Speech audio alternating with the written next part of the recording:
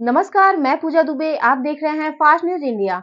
अगली खबर मध्य प्रदेश के ग्वालियर से, जहां जयभान सिंह पवैया ने भारत रत्न पूर्व प्रधानमंत्री अटल बिहारी वाजपेयी को किया याद।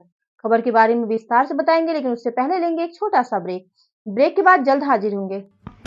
इस खबर के प्रायोजक हैं फास्ट को। जल्दी हो जाना तो फास्ट को बुलाना। बाइक से लेकर लग्जरी कार, सेल्फ ड्राइव पर उपलब्ध। ग्रुप ट्रेवल के लिए लग्जरी बस भी उपलब्ध। सबसे सस्ता एक बार सेवा का मौका अवश्य दें।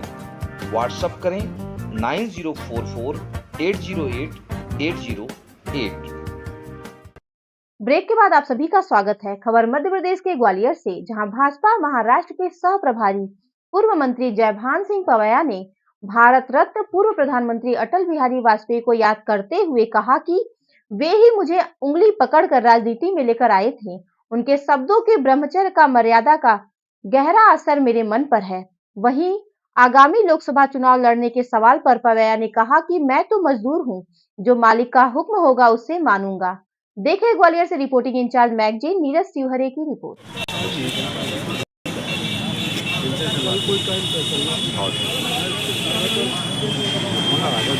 आपके सगे दामाद हैं तो लगते हैं सगे दामाद आपके जितने इनसे राजगढ़ आइए।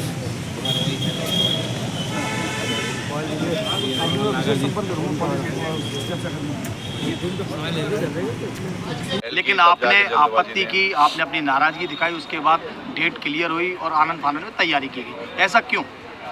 क्योंकि मैं इतना ही कह सकता हूँ कि अगले साल इससे और बड़े स्वरूप में ग्वालियर गौरव दिवस अटल जी के सम्मान में मनाया जाएगा।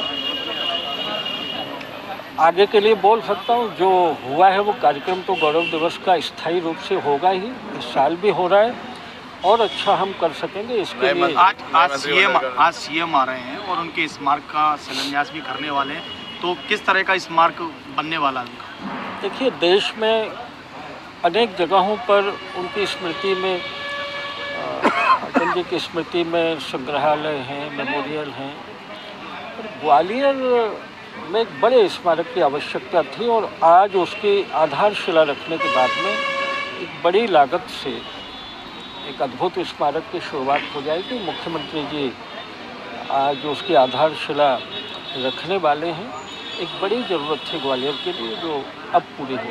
दादा, एक सवाल हो रहा है कि मंत्रिमंडल का गठन होने जा रहा है और कई कयास लगाए गए थे, लेकिन हमेशा बीजेपी चौंकाती है। कुछ पुराने कुछ नए चेहरे सामने हैं, क्या कहना चाहेंगे?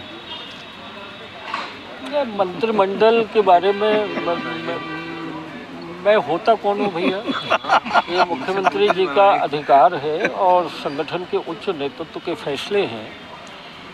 जो भी होता है वो जनता के हित में और भाजपा के हित में निर्णय होते हैं। मैं बहुत अग्रिम शुभकामनाएं देता हूं जो मंत्री बनने जा रहे हैं। जनता के बीच कयास लगाए जा रहे थे, इसका पट्टा बनेगा, उसका पट्टा बनेगा। ग्वालियर से अब 4 नाम आए हैं, अंचल से। नहीं, मुझे अभी तक जानकारी नहीं है कि इनकी शपथ होने वाली है, लेकिन मैं इतना कह सकता हूं कि देश के हित में चौंकाने वाले फैसलों के लिए कम से कम कांग्रेस को तैयार रहना चाहिए हर समय। और ये मंत्रिमंडल के फैसले भी जो होंगे वो मध्य प्रदेश के हित में चौंकाने वाले होंगे, लेकिन कांग्रेस को सदमे में डालने वाले। लोकसभा लेकिन आपने आपत्ति की, आपने अपनी नाराजगी दिखाई, उसके बाद डेट क्लियर हुई और आनंद फानंद में तैयारी की गई, ऐसा क्यों? क्योंकि मैं इतना ही कह सकता हूँ कि अगले साल इससे और बड़े स्वरूप में ग्वालियर गौरव दिवस अटल जी के सम्मान में मनाया जाएगा।